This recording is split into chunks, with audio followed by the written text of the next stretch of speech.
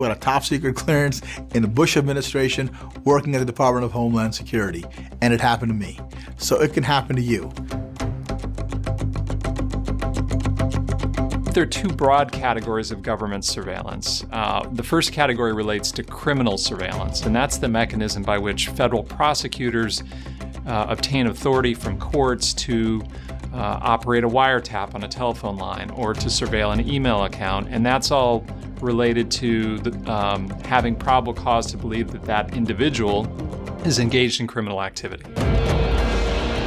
There's a second category of surveillance that relates to the collection of foreign intelligence, and that is much more of a national security tool.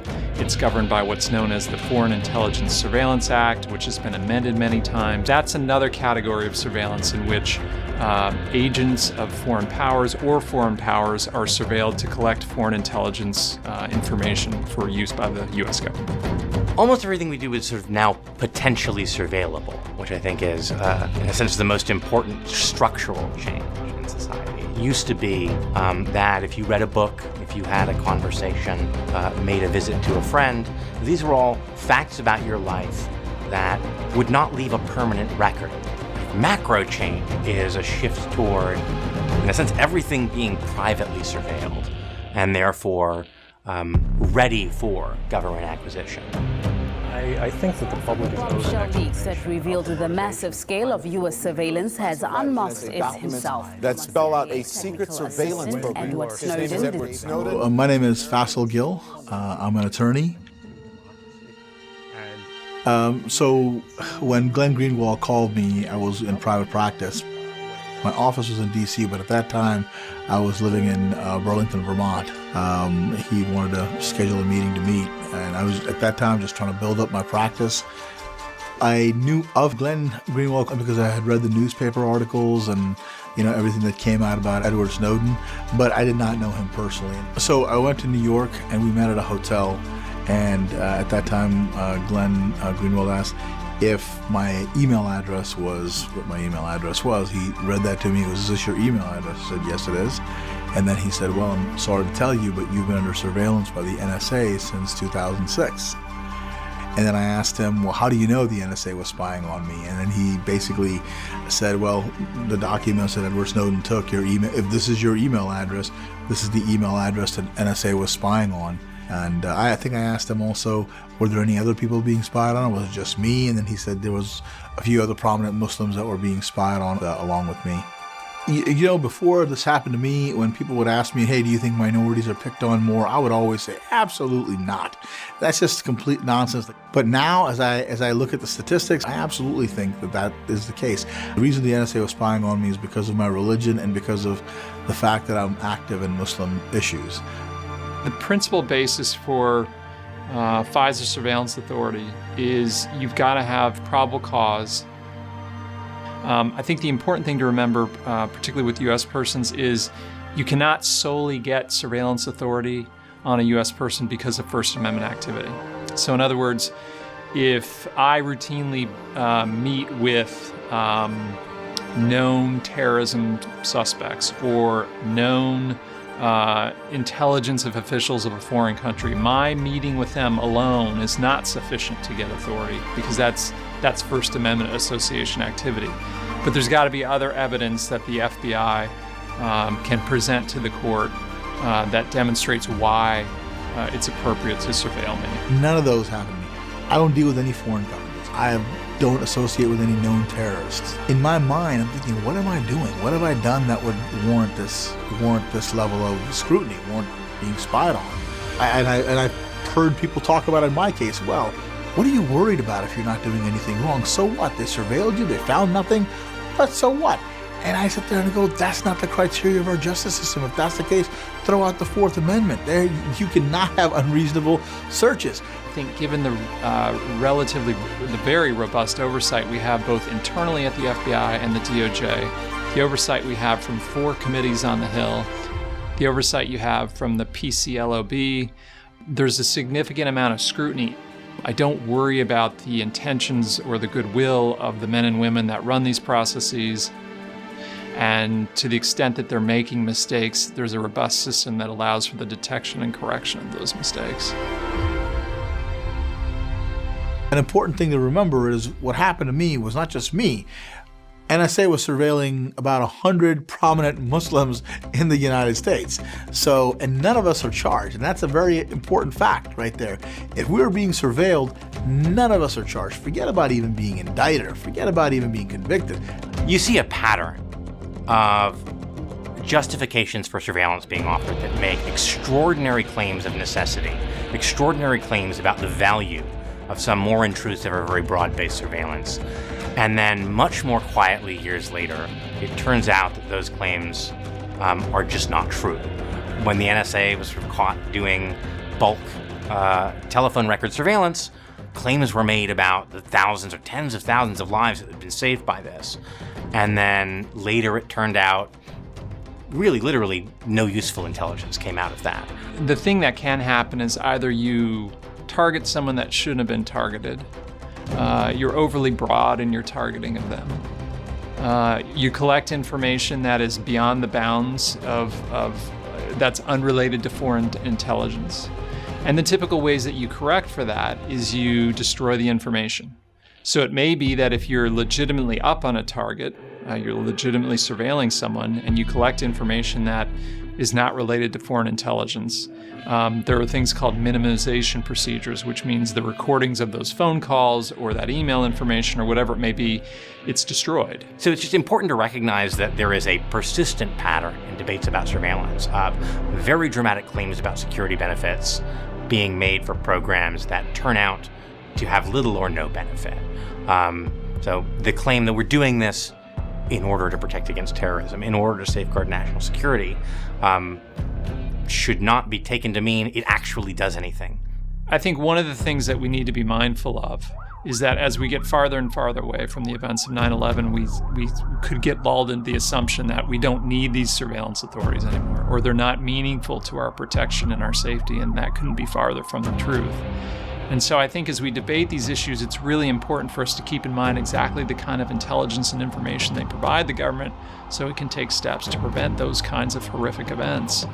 And also to keep in mind that the government is constantly thinking about how does it execute these authorities while still maintaining compliance and adherence to Fourth Amendment, civil liberties rights, and all the other laws and regulations with which it must comply. When you're being presented by a fax from law enforcement and they're putting together affidavits, and then you have a U.S. attorney basically really advocating, and U.S. attorneys are very smart and they're skilled in advocating.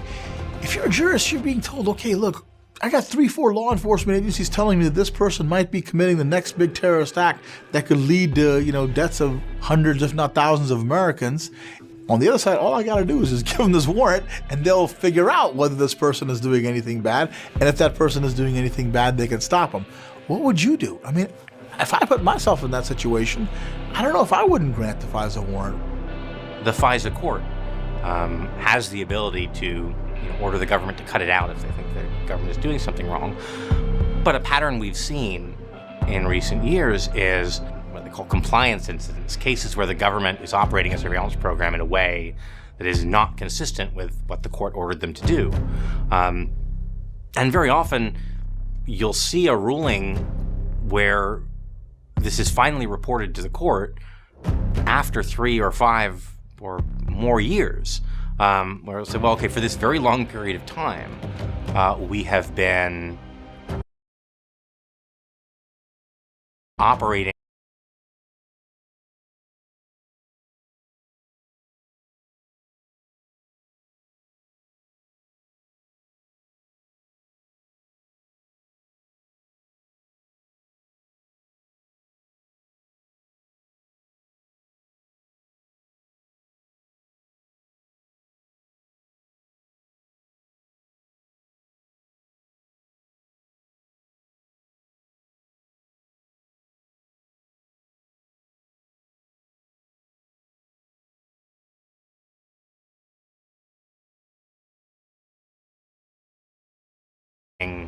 contrary to what the court ordered or what the law requires, impacting often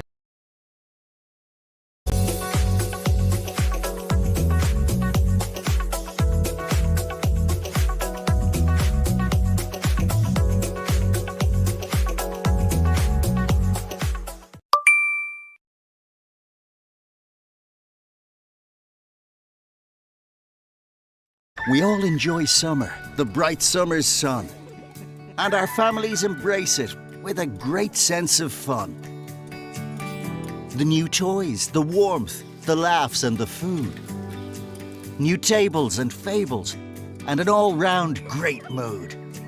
And although our summers can sometimes be wet, with the right garden setup, there's no need to fret.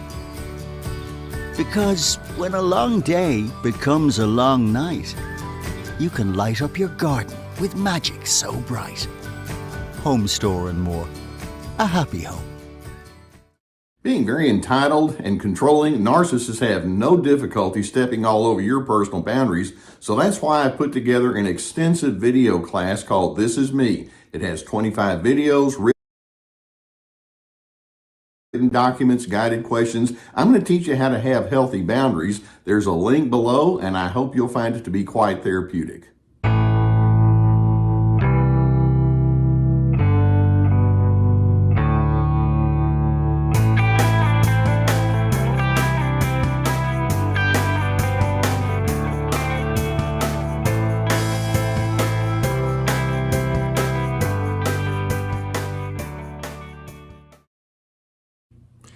Most of you have already experienced what it can be like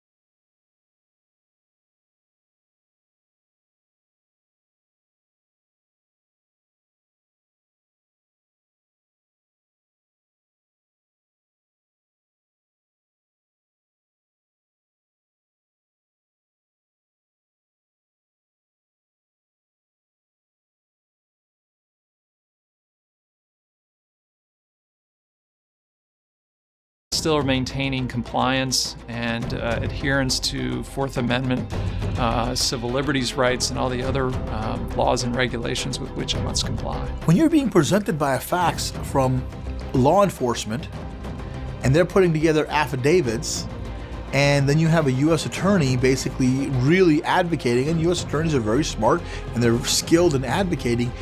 If you're a jurist, you're being told, okay, look, I got 3-4 law enforcement agencies telling me that this person might be committing the next big terrorist act that could lead to, deaths of hundreds, if not thousands of Americans.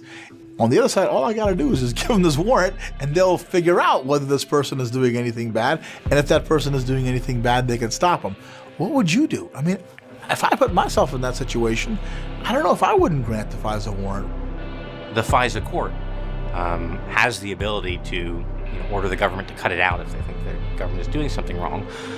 But a pattern we've seen in recent years is what they call compliance incidents, cases where the government is operating a surveillance program in a way that is not consistent with what the court ordered them to do. And very often, you'll see a ruling where this is finally reported to the court after 3 or 5 or more years.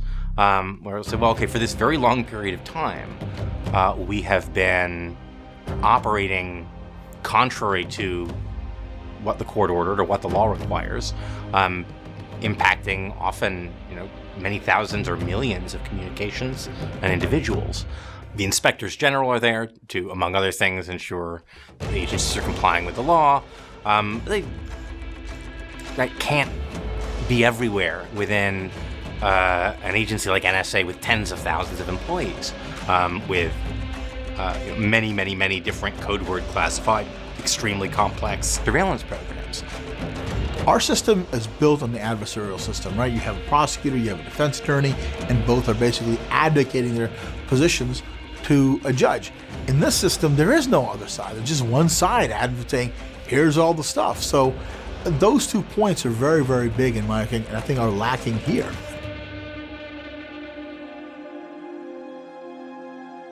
The most important thing we can do at a structural level is resist the growing demands for bans on strong encryption.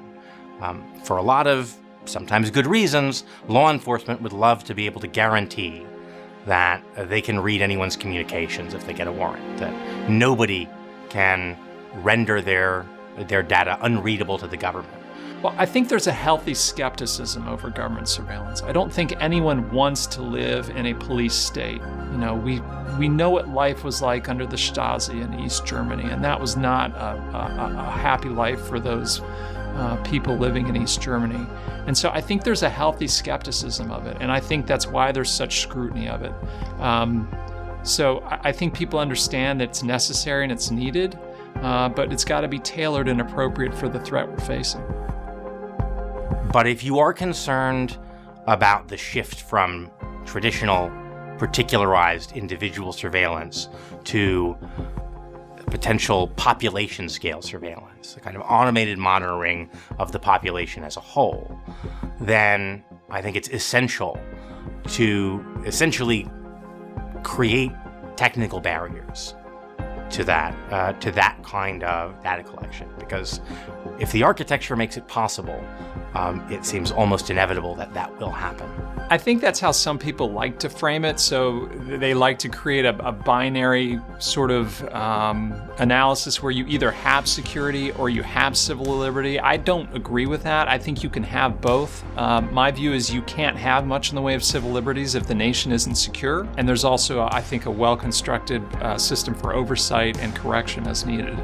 There are so many actors in this process of government surveillance, whether you're talking about the intelligence community, the judges that approve the authority, the House and Senate that oversee the use of that authority. I think there is very robust accountability and oversight that is given to make sure that these authorities are not abused. For a FISA court to have 98% of the warrants granted, that's ridiculous. And then I would ask, where is the check and balance? Ultimately, the safeguard, the accountability for all this, it does fall on the shoulders of voters.